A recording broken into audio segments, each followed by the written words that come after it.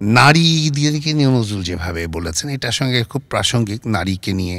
তবে একটা কথা আমি আপনার সঙ্গে লালটু একটা মেসেজ দিয়ে যাই, যেটা হচ্ছে যে নজরুলের এই যে এই বছর কিন্তু দুইটা মানে এই বছর হচ্ছে নজরুলের সাম্যবাদী কাব্যগ্রন্থের শতবর্ষ। এই যে ১০০ বছর আগে ১৯২৫-এর সাম্যবাদী কাব্যগ্রন্থ ডিসেম্বরের খুব সম্ভব ১৫ তারিখে এটা প্রকাশ হয়েছিল। এই ডিসেম্বরে এটার ১০০ বছর পূর্ণ। এটা কিন্তু অনেক বড় আমাদের ব্যাপার, করার অনেক কিছু করারও আছে আমাদের। আমি চ্যানেল আইয়ের মাঝখানে ইকরাম আহমেদের একটা কাজ করেছে, চ্যানেল আইয়ের ওই প্রকৃতি ও জীবন, ওনারা ডেকেছিলেন আমাকে, মুকিত মজুমদার বাবু, ওটা আমি একটা নারী কবিতাটা ওখানে পড়েছিলাম।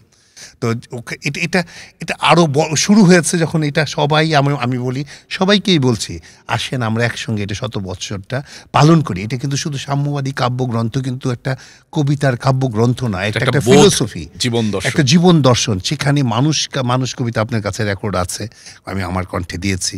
মানুষ কাজী নজরুল ইসলামের, আমার কণ্ঠে কেন, যে কারো কণ্ঠে মানুষ। এই আমি কলকাতাতে যখন যেতাম সেখানে বলতাম আপনার আর কিছু না হোক, সব জায়গায় বলি আমি যে ফার্স্ট কাজ হচ্ছে আবৃত্তি শিল্পী নতুন যারা আছে সবাইকে বলি যে সাম্যবাদী কাব্যগ্রন্থে ১১টা কবিতা প্লিজ এটা আপনারা মুখস্থ করে ফেলবেন।